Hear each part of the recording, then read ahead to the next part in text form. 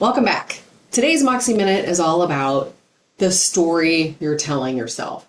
So, of course, we can use this on our own, in our own personal development journey, professional development journey with our family members and with our team members specifically. So, as a leader, you notice there are behaviors that your team exhibits that are great, you want more of, and some that you want to see less of. So, in addition to setting clear expectations, and I just had a conversation with a client about this week regarding even those behavioral expectations need to be clear. If people don't understand that they're supposed to come in and not be just dump their negativity all over everybody else, looking for sympathy or looking for somebody else to fix their problem, then they're going to continue doing it, right? So whatever's tolerated, you're going to see more of.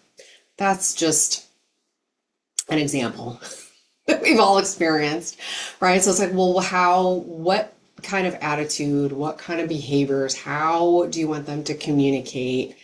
Is there a process that you want them to follow when they have a problem with another, with a colleague or with you? So all of those expectations, setting those expectations is incredibly important. And there are some other Moxie Minutes on that. But today I want to talk about the story that each one of us is telling ourselves. So we have concocted a story. We are typically the hero in our own story, and or the victim. Sometimes people will go back and forth between one and the other depending on how they're feeling. So we can help people see, if you're rewriting your own story, what would you change about this? And the first place to look is the main character, right? So what story have you been telling yourself about the other characters, about the situation, about the world at large, about the organization, about the expectations, all of those things. So what story have you been telling yourself? And if you had the opportunity to rewrite the story, what would you change?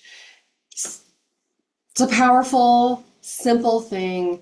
Another piece that goes along with this is, if you notice that someone else believes something that you feel like, oh, why do they think that way? Why are they acting that way? What's going on? If you can ask yourself the question, what would need to be true for them to be right? Because we all have a different perspective, and that's part of this. What story are you telling yourself? So what's your perspective? What point at which you are looking at the world and you are coloring the world to suit your story?